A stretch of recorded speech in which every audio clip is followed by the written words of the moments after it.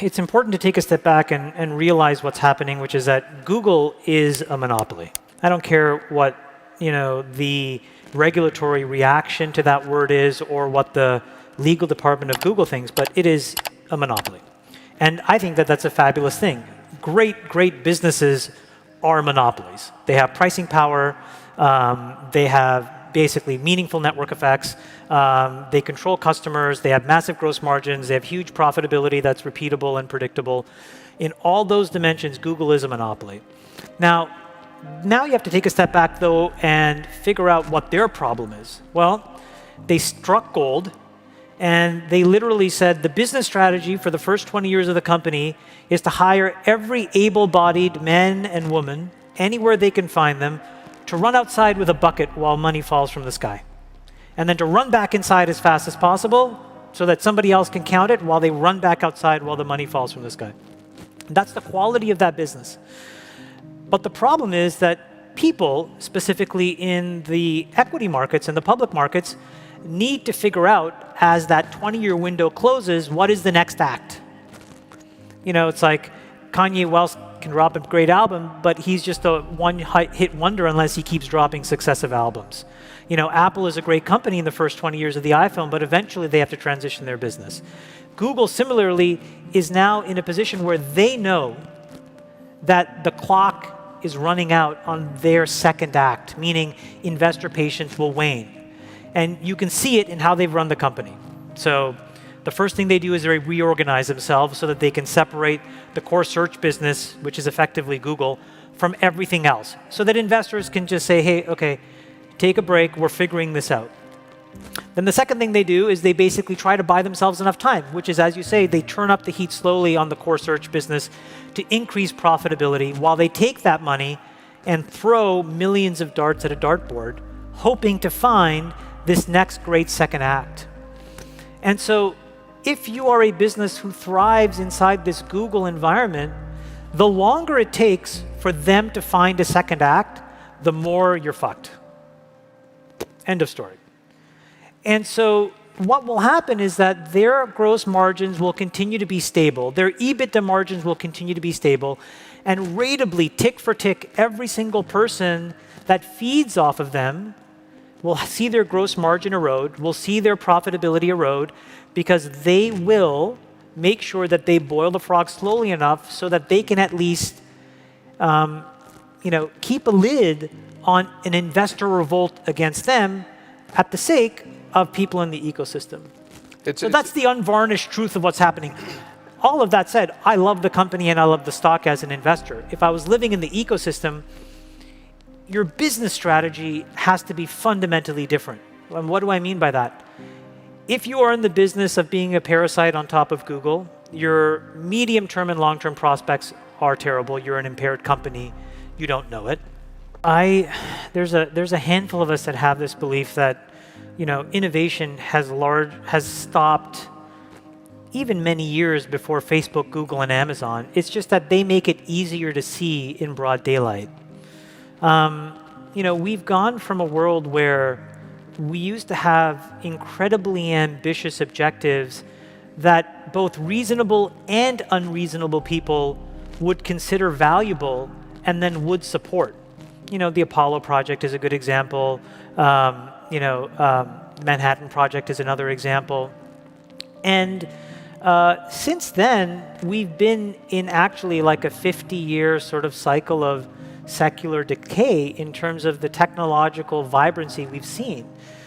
They just allow us to see it more manifestly in front of our eyes.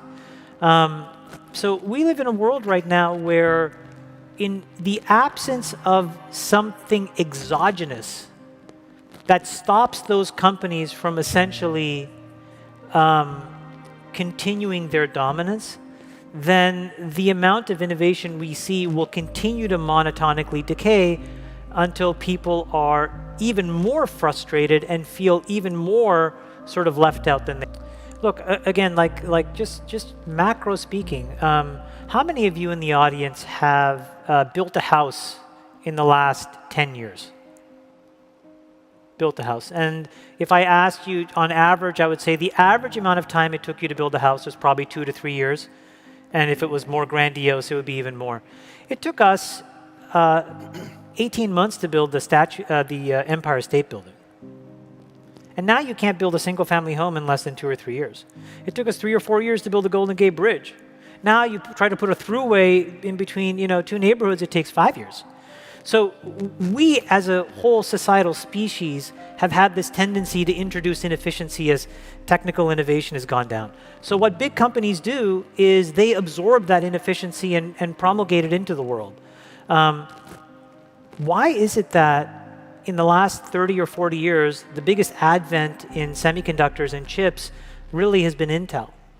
Why is it that we still run on general purpose compute? All the great fangled ideas that we may have about AI and this and that, and yet we still haven't invented a compute fabric that can compete with Intel or NVIDIA. And these are all poor men's solutions that are a byproduct of just corporate bureaucracy and excess cash. My point is, it's not that we're past some point of salvation. Right. It's not that. I'm actually deeply optimistic about what can happen in the future. But in order to do it, the pendulum, which has swung, in my opinion, far too far to the extreme of this unproductive form of hypercapitalism now needs to swing in the other direction. Hypercapitalism is embodied when there's a complete divorcing between the company's shareholders and the company's stakeholders. The shareholders are a bunch of nameless, faceless hedge funds who basically demand that you take as much money as possible, you buy back stock, or you do nothing with it. Stakeholders would say, invest it, put it into your people. Every time, you and I had this conversation flying out here, it confounds me whenever I see great companies say, you know what, we are fabulous, we love our people, and then they pay at the 50th percent of a salary band. First of all, why do these salary surveys exist? And second of all, why would any great company not just say, I'm great, I pay at the 100% of the band. I pay at the 100% of the band, and then I expect 100% of the performance.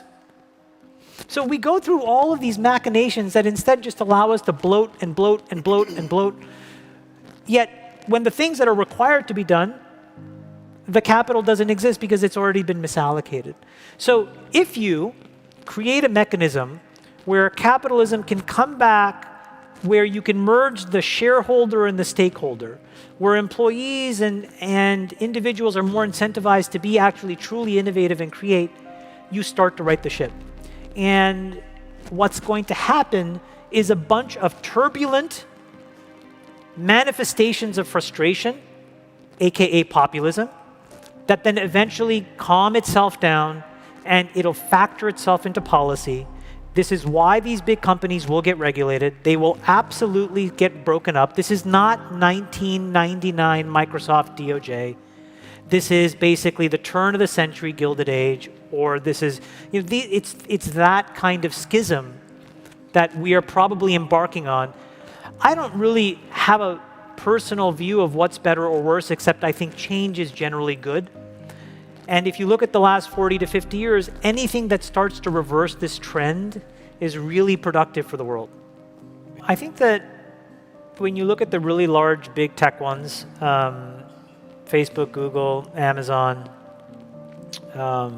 maybe Microsoft, not really, maybe Apple, but in order of probability, Facebook first, then Google, then I think all the other ones are a little bit more delayed.